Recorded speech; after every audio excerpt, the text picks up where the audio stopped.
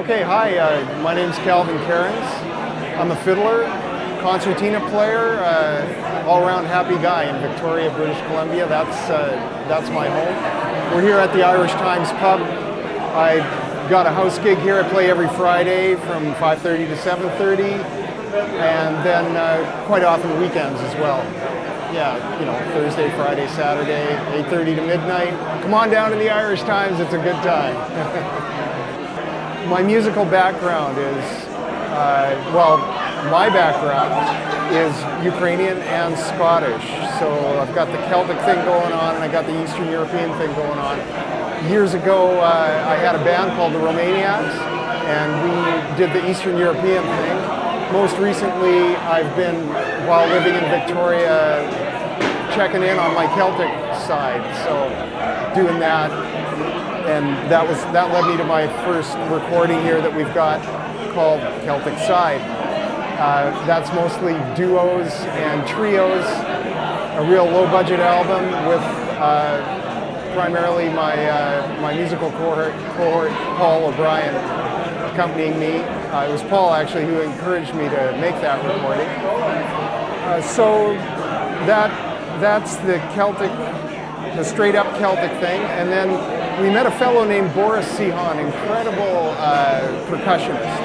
Boris brought this whole Eastern European element back into the music, and that led to the recording of the Celtic Fringe. Too many Celtics on my albums. But anyway, the Celtic Fringe. The Celtic Fringe is a combination of my Ukrainian side and my Scottish side. So that brings it all together with great instrumentation. Also, we've got a Cuban percussionist. So we've got like this Eastern European world music percussionist, Cuban percussionist, Paul O'Brien singing and playing guitar, bouzouki, boran, and me doing the concertina, the fiddle, and playing my feet too.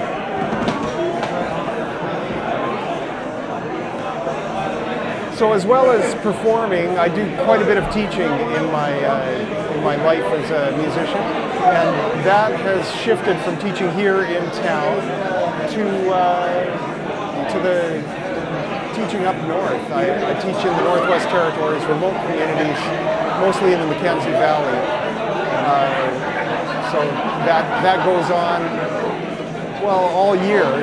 I travel about 4 times a year up to the Northwest Territories, anywhere from a couple of weeks to a month at a time, going to these small communities, teaching primarily First Nations kids up north. I get a great hit off of being up north. I love the north, love that part of Canada and the remoteness of it and the connection people still have to the land there. So I'm able to receive a lot as I do my teaching up there. It's a great balance for me. I love it.